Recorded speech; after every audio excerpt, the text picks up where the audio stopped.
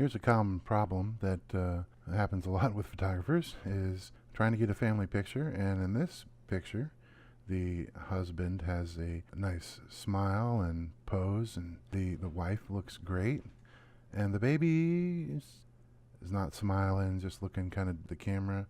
And then you get another picture where the mom's paying attention to the baby, like, and the baby's kind of smiling. You can see the squinty smile in the eyes, and the face just looks nicer. It's kind of nice. And then the father and he's a little bit out of focus, and the baby's in sharp focus because it's a fairly shallow depth of field. And this might be a good picture with the mom and the baby, but it's going to be hard to clone the father from this picture to that picture. The pictures have a different perspective altogether.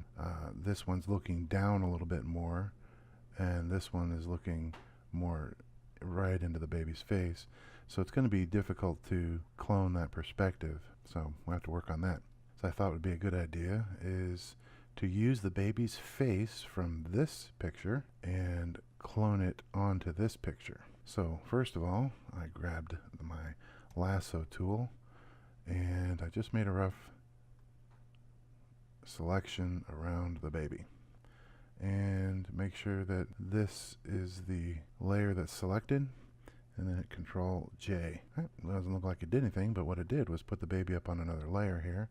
And then I'm going to put a layer mask on it by hitting this button here. And there we have it. Now I'll hide this layer.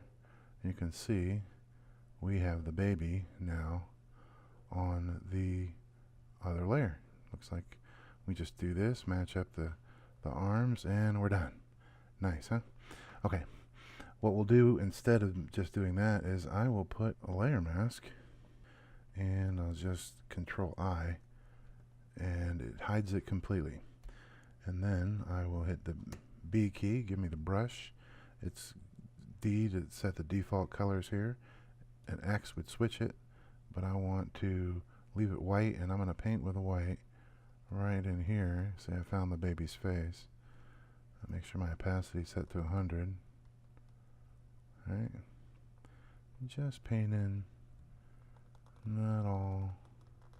The thing with the layer mask is we can paint in as much as we want and take it back out as much as we want. So then I'm going to click here, and I'm going to hit the transform tool, Control T, and adjust the opacity down to about 50, and then move it over to here. Now you'll be able to see that the new layer here is bigger. The nose is bigger, the eyes are bigger. So what we're going to have to do is adjust the size here of the baby and try to get the eyes and the nose to match up in size, and then put them back over. Still too big.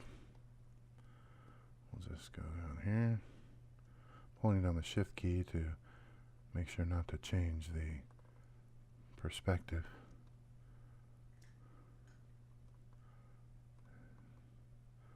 Okay, it looks pretty good, but now we see there's a slight difference in rotation. So I'm going to put this eye right on the other eye, and then move this center rotation spot right in the middle of his eye. And that way when I rotate, it rotates around that spot. So I should be able to find pretty much exactly where to rotate that to match it up. Now, I noticed that there was a perspective difference between the two pictures, and that would cause the baby's face to look a little bit longer in this image than in the other. So I'm just going to grab this and drag it down a little bit. That's going to change the length of the baby's face, and I'll put it back up right there. And if you can see, his lips are a little further down, his nose is slightly further down. That's going to help us match up the features of the face so that the image looks correct. And hit V for my move tool. Now I can move his face around a little bit and see the best position. All right, because of the perspective, let's just look at the perspective again. His eyes are above his ears, if you notice, because his chin is up a little bit, and that would be the way it looks. In this one, his eyes are below the tops of his ears. So that's why we had to change perspective on it. All right, and so in this one, we see a perspective change, a smile change. What I'm going to do now is go back to the layer mask, hit B, go to edit black, and remove just some of this out here, not his eyebrow. I want his eyebrow to be intact. You see his ear out here doesn't make sense, you know. Alright. His face is a little off center, as you can see right now.